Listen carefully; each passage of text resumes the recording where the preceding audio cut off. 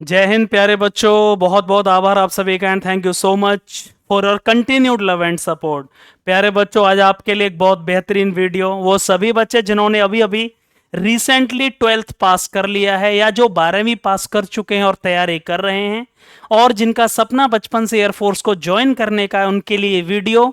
सबसे पहले यूट्यूब पर एयरफोर्स की नेक्स्ट वैकेंसी, वैकेंसी का मतलब हो गया कि इनटेक, इनटेक बोला जाता है। जैसे अभी सेकंड 2026 इनटेक खत्म हो गया है, नेक्स्ट वैकेंसी जिस इनटेक की आएंगी वो कहलाएगा फर्स्ट 2027। ये वीडियो उन सभी बच्चों के लिए है प्यारे बच्चों जिन्होंने अभी 12th कर लिया है और जो एयरफोर्स में जाने का सपना देख रहे हैं। ये नई भर्ती एक्स और बाई ग्रुप की आखिर कब देखने को आपको मिलेगी, ये वीडियो मैं इसलिए बना रहा हूं क्योंकि अब तैयारी का समय आ गया है। यदि आप वैकेंसी का वेट करेंगे तो बहुत ज्यादा समय नहीं मिलेगा और इसीलिए योग्यता केवल 12वीं पास चाहिए। इसमें हाइट 152 सेंटीमीटर आपकी है। 152 सेंटीमीटर वाले मेल और फीमेल, लड़के या लड़कियां कोई भी इस फॉर्म को भर सकता है और तैयार होना। ये वीडियो मैं इस समय इसलिए लेकर आया हूं क्योंकि आप वैकेंसी का वेट कर रहे हैं और वैकेंसी बहुत जल्दी आने वाली है जिसका मैं डिटेल अंदर आपको बताने वाला हूं। लेकिन तैयारी आपको अभी से शुरू करनी पड़ेगी। आपको नया बैच भी सुधीर डिफेंस एकेडमी में जल्दी ही प्रारंभ हो जाएगा नवंबर से। इसीलिए आपको एक एक चीज को समझना है कि तैयारी को किस लेवल पर ले जाना है। हम बात कर रहे हैं प्यारे बच्चे, सबसे बड़ी बात है कि आखिर एयरफोर्स की न्यू वैकेंसी आपको कब आएंगी। उसके लिए योग्यता 12वीं पास चाहिए। आयु 17 से 21 साल वाले सभी बच्चे फॉर्म भर पाएंगे। एक्यूरेट एज लिमिट क्या होगी, कितने बच्चे एग्जैक्ट सर इस फॉर्म को भर पाएंगे, कौन कौन सी उम्र वाले। लंबाई 152 सेंटीमीटर है और नई वैकेंसी फाइनली कब हमको देखने को मिलेंगे प्यारे बच्चे। सबसे बड़ी बात, यार आप 12वीं पास हैं और 12वीं में 50% नंबर है। ध्यान से सुन लो भाई, एक्स ग्रुप और बाई ग्रुप दो ग्रुप की वैकेंसी आती हैं। एक्स ग्रुप का दूसरा नाम होता है साइंस सब्जेक्ट और टेक्निकल, बाई ग्रुप का दूसरा नाम होता है अदर देन साइंस। कुछ मतलब नहीं है इसका। एक्स ग्रुप में टेक्निकल सब्जेक्ट आते हैं, फिजिक्स, मैथ और इंग्लिश। बाई ग्रुप में नॉन टेक्निकल सब्जेक्ट आते हैं जैसे रागा हो गया, मैथ हो गया, नॉन टेक्निकल इंग्लिश हो गया। इंग्लिश दोनों में कॉमन है। 50% यदि आपके मार्क्स हैं, ध्यान से समझने की कोशिश करना मैं जो बोल रहा हूं। यदि आपके 50% मार्क्स हैं, केवल 50% मार्क्स हैं 12वीं में, ध्यान से समझ लो आप। और यदि आपका 12th में पीसीएम है तो आप एक्स का फॉर्म भर पाओगे। यार 50% नंबर हैं 12वीं में, इंग्लिश जो सब्जेक्ट है उसमें 100 में से 50 नंबर हैं। यार फिजिक्स, मैथ आपके पास 12th में रहा है तो एक्स ग्रुप भर पाओगे। यार किसी भी स्ट्रीम से हो आप, फिजिक्स और मैथ नहीं और आप 12वीं पास हो तो आप बाई ग्रुप का फॉर्म भर पाओगे। बहुत ज्यादा अंतर नहीं है एक्स और बाई में। सर क्या दोनों का फॉर्म भर सकता हूं? दोनों का फॉर्म आप तभी भर पाओगे जब आपके पास फिजिक्स और मैथ है, क्योंकि उससे आप एक्स ग्रुप का भी फॉर्म भर पाओगे और बाई ग्रुप का भी भर पाओगे। केवल एक ही क्राइटेरिया है, 12वीं कक्षा में आपके 50% ओवरऑल नंबर होने चाहिए और इंग्लिश जो सब्जेक्ट होता है प्यारे बच्चे उसमें 100 में से 50 नंबर होना जरूरी है। यार 50 नंबर भी हैं आपके, इंग्लिश में 50 ही हैं तो भी आप फॉर्म भर पाएंगे, याद रखना। और किसी सब्जेक्ट में नंबर नहीं चाहिए, टोटल 50% चाहिए। आई होप आपको समझ में आ गया। मैं फिर से रिपीट कर रहा हूं, यदि 12वीं में फिजिक्स और मैथ हैं, बायोलॉजी वाले बाई ग्रुप का तो फॉर्म भर पाएंगे लेकिन एक्स ग्रुप का फॉर्म बायोलॉजी वाले नहीं भर पाएंगे। जिनके पास फिजिक्स और मैथ है वो एक्स ग्रुप और बाई ग्रुप दोनों का भर पाएंगे। जिनके पास 12वीं में फिजिक्स और मैथ नहीं है वो एक्स ग्रुप का फॉर्म नहीं भर पाएंगे, बाई ग्रुप का फॉर्म भर सकते हैं। पॉलीटेक्निक भी आपने किया है तो भी आप बाई ग्रुप का फॉर्म भर सकते हैं। कोई भी ऐसी डिग्री आपके पास है जो 12वीं के समकक्ष होती है, इक्विवेलेंट होती है, उस केस में प्यारे बच्चे आप बाई ग्रुप का फॉर्म भरोगे। और यदि 12वीं में फिजिक्स और मैथ है तो आप एक्स ग्रुप का फॉर्म भर पाओगे। लेकिन इन सबके लिए क्राइटेरिया 50% नंबर होना जरूरी है और इंग्लिश में 100 में से 50 नंबर का होना जरूरी है। आई होप आपको यह समझ में आ गया होगा। आगे बढ़ते हैं प्यारे बच्चे। सबसे बड़ी बात सर, सिलेक्शन प्रोसीजर कुछ नहीं है, पहले आपका रिटन एग्जाम होगा। मैं आपको सिलेबस बताने वाला हूं प्यारे बच्चे। ऑनलाइन एग्जाम होता है रिटन, क्या क्या आता है वो सब सिलेबस आपको मोटा मोटा बता दूंगा। फेज फर्स्ट बोलते हैं, उसके बाद एक फिजिकल मेडिकल और आपको पता होगा एक ग्रुप डिस्कशन इंटरव्यू होता है। फिजिकल मेडिकल आपने रिटन क्लियर कर लिया, उसके बाद आपको फिजिकल के लिए बुलाया जाएगा, वहीं पर आपका एक इंटरव्यू होगा, ग्रुप डिस्कशन जो कि इंग्लिश में होगा, उसी के तुरंत बाद आपका मेडिकल चेकअप होगा। लेकिन उसके लिए फेज सेकंड में वही बच्चे जाएंगे जिनका रिटन क्लियर हो जाएगा। क्लियर हो गया। कट ऑफ कैसे जाती है? ऑल इंडिया वाइज हर राज्य की अलग अलग कट ऑफ जाएगी। हर राज्य की ऑल इंडिया कट ऑफ भी जाएगी और अलग अलग राज्यों की अलग अलग कट ऑफ जाती है। याद रखना प्यारे बच्चे, स्टेट वाइज कट ऑफ, अलग अलग राज्य की अलग अलग कट ऑफ जाएगी।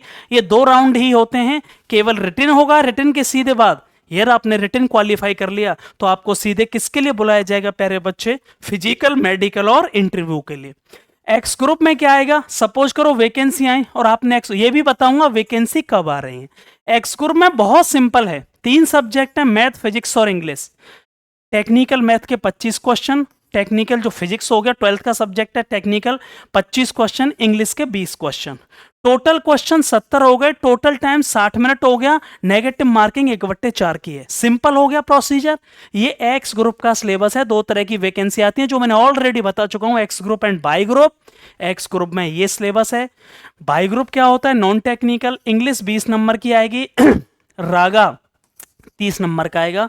2 सेक्शन होते हैं, इंग्लिश और रागा। रागा कुछ अलग चीज नहीं है, रागा मतलब रीजनिंग हो गया, नॉन टेक्निकल मैथ हो गया और जनरल अवेयरनेस हो गई, जीएस हो गई।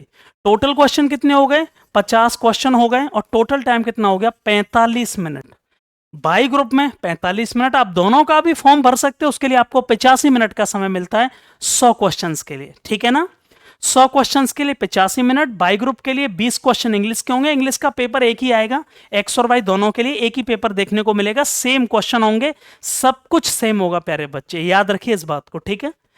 ये सिलेबस अभी मोटा मोटा बता दिया, डिटेल में इसके ऊपर मैं बड़े वीडियो बना चुका हूं, आप देख लीजिएगा। सबसे बड़ी बात है फॉर्म कब आ रहे हैं सर, नेक्स्ट वैकेंसी हमें कब देखने को मिलेंगी, ये लिख लो, बिल्कुल एक्यूरेट बता रहा हूं। 1/2027 इनटेक कहलाएगा। दिसंबर 2025 के लास्ट में नोटिफिकेशन आ जाएगा। इसी साल के दिसंबर महीने में नोटिफिकेशन आ जाएगा। जनवरी में फॉर्म भरना शुरू हो जाएंगे, 15 जनवरी तक खत्म हो जाएंगे भरना। मार्च के लास्ट वीक में पेपर हो जाएगा। मार्च के लास्ट वीक में पेपर हो जाएगा। समय नहीं है, कम से कम अब से तैयारी करोगे तो आपको 4 से 5 महीने मिल रहे हैं। और यदि आप इंतजार करते रहे वैकेंसी का तो सिलेक्शन होने वाला नहीं है। मैं फिर रिपीट कर रहा हूं, दिसंबर के लास्ट वीक में नोटिफिकेशन। शायद मैं ऐसी इंफॉर्मेशन दे रहा हूं जो बिल्कुल एक्यूरेट होगी, याद रखना। जनवरी के फर्स्ट वीक और 15 जनवरी तक फॉर्म भर चुके होंगे और मार्च में आपके लास्ट वीक में लगभग 20 से 25 मार्च को एग्जाम हो जाएगा। 1 महीने बाद रिजल्ट आ जाएगा। सैलरी आपको पता है 30,000 मंथ है, रहना खाना सब कुछ मिल ही रहा है। वैकेंसी 4,000 से 4500 आती हैं। लड़के लड़कियां दोनों भर सकते हैं, मेल और फीमेल दोनों के लिए वैकेंसी आती है। लड़कियों के लिए लगभग 500 वैकेंसी होती हैं 4,000 में से। एज लिमिट क्या होगी, ये बड़ा क्वेश्चन है बच्चों का। एज लिमिट मतलब 17.5 से 21 साल। कौन कौन फॉर्म भर पाएंगे? 1 जनवरी 2006 से 1 जुलाई 2009 के बीच वाले सभी बच्चे। ध्यान से देखो, 1 जनवरी 2006 से पहले जन्म नहीं होना चाहिए। अपनी डीओ भी मेंशन करो कमेंट बॉक्स में और उससे मैच करो जो मैं बता रहा हूं। बार बार आप पूछते हो, ये ध्यान रखो। 1 जनवरी 2006 से आपका पहले जन्म हुआ है, आप नहीं भर पाओगे।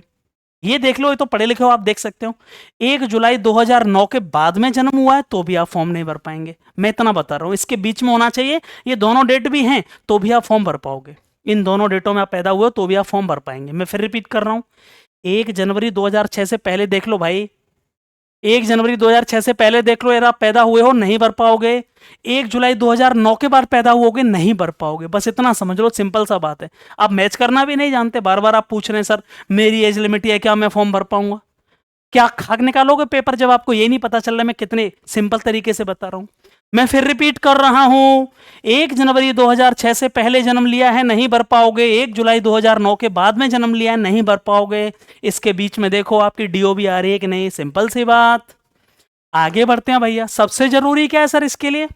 भैया मैं अपना प्रचार नहीं कर रहा, बच्चे कहते हैं तुम अपने प्रचार के लिए वीडियो बना रहे हो। नहीं, मैं बस ये कहना चाह रहा हूं कि एक बार यदि आप एसडीए प्री मेडिकल सेंटर आ गए, अभी आपने मेडिकल चेकअप करा लिया, तो आप लास्ट तक बहुत टेंशन फ्री होकर तैयारी कर लोगे। बहुत ऐसे बच्चे होते हैं कि सर पहले मुझे कोई मेडिकल पॉइंट था, पता नहीं चला, मैं तैयारी में लगा रहा। हेमोरॉइड्स था मुझे, या फिर वेरिकोसिल था, या फिर मुझे डीएनएस था, या फिर मुझे बहुत सारे पॉइंट हैं। एक बार आप मेडिकल पहले करा लो। केवल मैं 400 रुपए में मेडिकल कर रहा हूं, बस आपका केवल 400 रुपए में हमारी पूरी टीम आपका मेडिकल करेगी बहुत अच्छे तरीके से। ये चैलेंज कर रहा हूं, जो एक बार एसडीए प्री मेडिकल सेंटर आ गया वो भारत के किसी मेडिकल सेंटर में दोबारा नहीं जाएगा। ये मैं नहीं कह रहा हूं, जो आ चुके हैं उनको एक बार आप पूछ लो। इसका मतलब आप मेडिकल करा लीजिए, ठीक है ना। 400 रुपए में केवल मेडिकल हम कर रहे हैं, बस पूरा कंप्लीट बॉडी का, एयरफोर्स के मेडिकल स्टैंडर्ड के अकॉर्डिंग मेडिकल करा लोगे, आपको पता चल जाएगा। इसका आप इलाज करा सकते हो और पूरे मन से बिना टेंशन के आप तैयारी कर पाओगे। कितना सिंपल तरीका है। सारे लोग प्रचार कर रहे हैं, मैं अकेला ही थोड़ी कर रहा हूं, आप मेरे पे क्यों कह रहे हैं। बहुत लोग बैच बेच रहे हैं, मैं बैच बैच थोड़ी बेच रहा हूं। मैं बता रहा हूं कि आप मेडिकल चेकअप करा लोगे, आप टेंशन फ्री होकर कॉल वो कर पाओगे तैयारी। वीडियो कैसा लगा और इसके ऊपर क्या क्या डाउट है, मैंने ऐसे पहले भी वीडियो बना दिया है, आप कमेंट बॉक्स में लिख दिया करना, उसके अकॉर्डिंग मैं वीडियो बना दूंगा। लेकिन तैयारी मैं फिर रिपीट कर रहा हूं, अभी करनी पड़ेगी, बैठने से कुछ होने वाला नहीं है। लास्ट में सिलेक्शन नहीं होगा। समझ में आया कि नहीं आया। बेस्ट ऑप्शन होने वाला है, 6 महीने में नौकरी आपके हाथ में होगी।